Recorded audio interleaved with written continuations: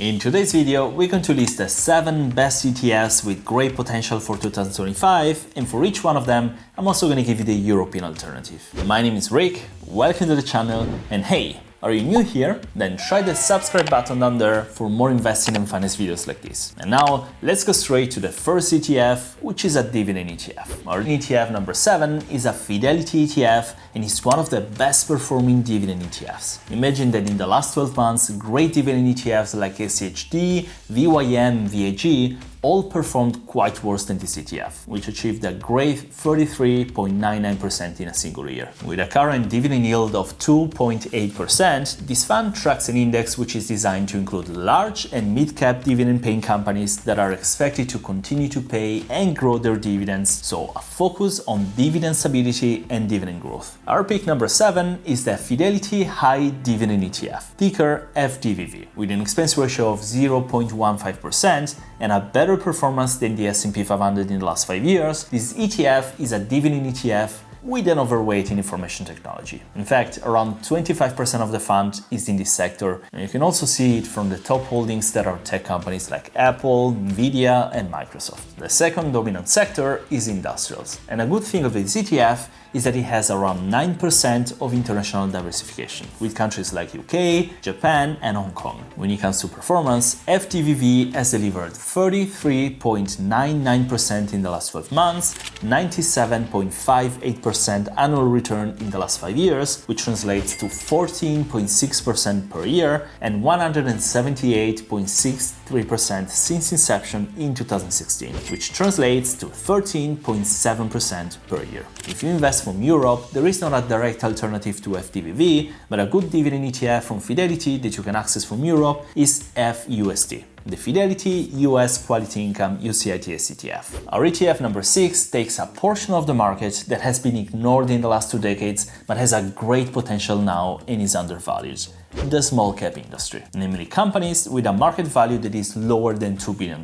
There are different reasons why you might want to consider small cap ETFs. First of all, in the last 30 years, small cap performed better than large cap, returning 10.78% versus 9.67% of large cap. Generally speaking, small cap companies are often in the early stages of their growth cycle. They tend to be more agile and innovative and tend to operate in sectors or regions that are not well represented by large cap companies. So the effect is that they add a good slice of diversification to your portfolio. In particular, the ETF I'm presenting today is VB, the Vanguard Small Cap ETF. This ETF has a low 0.05% expense ratio, an average 9.24% annual return since inception in 2004, and represents the small cap portion of the American stock market, with almost 1,500 companies. If you invest from Europe, one alternative is ZPRR, the Russell 200 US Small Cap USD ETF from SPDR, or alternatively SMLK, the S&P Small Cap 600 from Invesco. ETF number 5 is an ETF that I never talked about in my channel, but is one of the best choices if you want to diversify from the US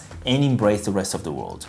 I often mention VXUS, the Vanguard Total International Stock ETF, which tracks all companies located outside the United States in developed and emerging markets. And sometimes I mention also VEA, the Vanguard FTSE Developed Markets ETF, which is similar but only includes developed markets. What I want to present to you today instead is another famous international ETF which is almost identical to VXUS, but without small and mid cap. And this first of all because I gave you a small cap ETF before, but also because in the last decade, the large cap market has performed better, and some might argue that in the future, large cap companies are going to keep overperforming because they are taking control of the innovation market as a monopoly. So for this reason, I present to you VEU, the Vanguard FTSE All World XUS ETF. Cheaper than VXUS, with 0.07% expense ratio instead of 0.08%, VEU delivered 5.01% average per year in the last 10 years versus 4.96% of VXUS, 6.15% in the last 5 versus 6.05% of VXUS, and 23.54% in the last 12 months versus 23.36% of VXUS. So slightly higher performance,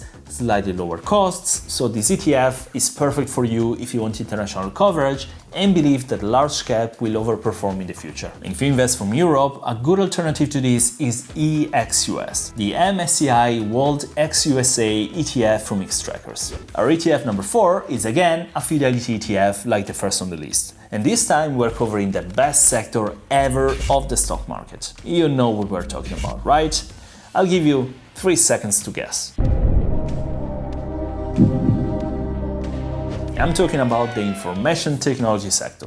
Bravo if you guessed it right. Now, I could have mentioned here VGT, which in my opinion is the best information technology ETF ever created, but I often get accused of being sponsored by Vanguard, and I don't know why someone would think that, because if I were sponsored by Vanguard, right now I would be driving a Lamborghini to get to my beach house. But anyway, this Fidelity ETF is extremely similar to VGT, and in the last 12 months even delivered a better result than both VGT and XLK, with 34.45% versus 34.38% of VGT and 26.18% of XLK. I'm talking about FTSE, the Fidelity MSCI Information Technology Index ETF. This ETF is passively managed, invests at least 80% of its assets in its underlying index, and with an expense ratio of 0.08%, it gives you access to the information technology sector of the American stock market. The advantage, compared to an XLK for example, is that just like VGT, it's more diversified. In fact, XLK contains 69 holdings, while FTSE 294. Top holdings are great companies like Apple, Nvidia, Microsoft, Broadcom, Salesforce, Oracle, and so on. Last thing I want to show you is the performance compared to VGT and XLK. In the last 12 months, as I said, FTSE slightly overperformed compared to VGT and by a lot compared to XLK. In the last 5 years, FTSE kept overperforming VGT with 173.87% against 172.33%, but XLK was slightly better with 175.3%. In the last 10 years, instead, VGT was the best with 553% against 539% of FTSE and 526% of XLK. The next ETF is an ETF that doesn't need any presentation, but still it's been neglected a little bit this year because all the attention went to pure tech ETFs like VGT. I'm talking about the best growth ETF ever created, that has existed for more than 20 years, and it's in the top 5 of the biggest ETFs of the world per assets under management. This ETF gives you access to the top 100 growth companies in the Nasdaq Composite Index, the very best at the forefront of information technology, augmented reality, cloud computing, big data, mobile payments, streaming services, electric vehicles, and everything you can think of if you picture the future of technology. So imagine one ETF that not only captures the best of the information technology sector, but also gets you the best, most disrupted companies of all the other sectors. If you haven't guessed, I'm talking about the Invesco QQQ ETF. Ticker QQQ, which by investing $10,000 10 years ago would have delivered you a staggering $52,277 portfolio, with an average growth of 18% per year. QQQ has an expense ratio of 0.2%, and his little brother, QQQM, is exactly identical but with 0.15% expense ratio. The reason why QQQ is still more bought than QQQM, even though it costs a little bit more, is that it has a higher volume and therefore a slightly lower spread. Honestly, you don't do anything wrong with either of them. QQQ has generated 405.91% more returns than the S&P 500 since launching in 1999. It's the highest rated large cap growth fund based on total return of the last 15 years, has a 5-star Morningstar rating, and is one of the oldest ETFs in existence. If you are a European or a British investor and you want to invest in QQQ or in general in a growth ETF, you can invest in EQQQ, the Invesco Nasdaq 100.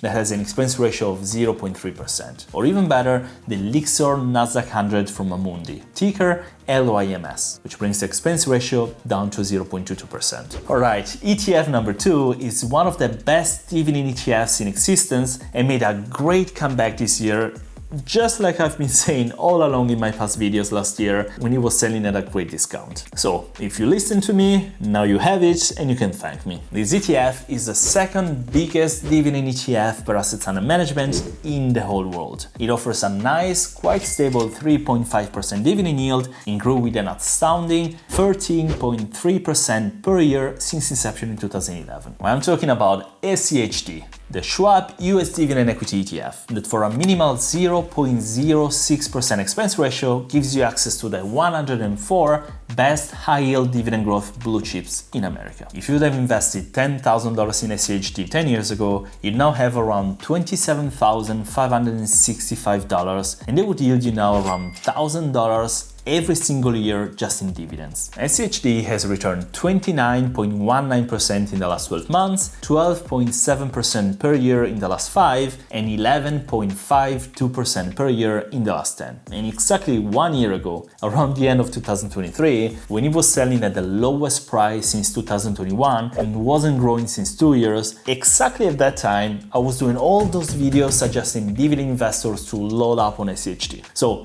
did you do it? If you did, you're welcome. If you didn't, subscribe to the channel because even if I can't see the future, sometimes I'm right too. What I like about SCHD is the strategy used by the underlying index to choose the stocks. SCHD tracks the Dow Jones US Dividend Nr Index, and the goal of this ETF is to find quality, sustainable dividend yielding companies. Companies are chosen if they have 10 consecutive years of dividend payments, a high market capitalization, high dividend growth over the past 5 years, high free cash flow to total debt, high return on equity, and expected forward yield. A lot of important factors are used to find and select value companies that are able to deliver stable and high dividends in the long term. For European investors, I'm sorry, but Europe doesn't really offer a wonderful choice for dividend ETFs. You've got the S&P US Dividend Aristocrats, the MSCI World Quality Dividend ETF, and honestly, not so many others without extremely high expense ratios. If you have some other ideas, please write them down in the comment section for the community. The last ETF is the biggest ETF in the world per assets under management, and I can't help but mention it because this ETF can't be missed in any respectable portfolio. I'm talking about SPY, the SPDR S&P 500 ETF Trust, that contains the largest 500 publicly traded companies in the US equity market, weighted by market cap and other factors. With this ETF, you're going to get the top of the top. Companies like Apple, Nvidia, Microsoft, Amazon, Meta, Google, Tesla, Berkshire Hathaway, and all other giants. So why is this ETF my favorite and apparently everyone's favorite? Because it offers the best and most optimized diversification of the entire stock market by picking the best companies from each sector. Stocks are selected by Standard & Poor's based on profitability, market capitalization, sector allocation, liquidity, and many other important factors. So there is an important vetting process of due diligence behind this choice that is basically the biggest gift you could ever receive as an investor, because let's face it, we could never be as good as them. In the last 10 years, it gave a 12.86% average annual return, while the return in the last 30 years, since 1993, has been still a wonderful 10.41% per year. To give you an idea of what it means for your investment, you can download for free my compound interest calculator from the link in the description below, and if you insert 10.41% in the rate of return, and let's assume $500 per month, in 29 years, you would become a millionaire with over $1,100,000. If you can invest instead $1,000 per month, it's going to take you 22 years. Either way, you can see that becoming a millionaire, if you are patient, is not as hard as it looks. If you want to buy this ETF from Europe, you're going to find the S&P 500 from Vanguard, ticker VUAA, with 0.07% expense ratio, or from Invesco with 0.05% expense ratio. The Spider is also available with ticker SPYL and an expense ratio of 0.03%, only I noticed that the spread is a little higher than the other two, so you can decide. Alright, these were the best ETFs that you absolutely need to keep an eye on in 2025, and you should absolutely know them as an investor. Let me know what you think about it in the comment section below, and of course, if you enjoyed this video, subscribe to the channel and drop a like to this video. I wish you a great day everyone, or evening, and as always, I'll see you in the next video. Ciao!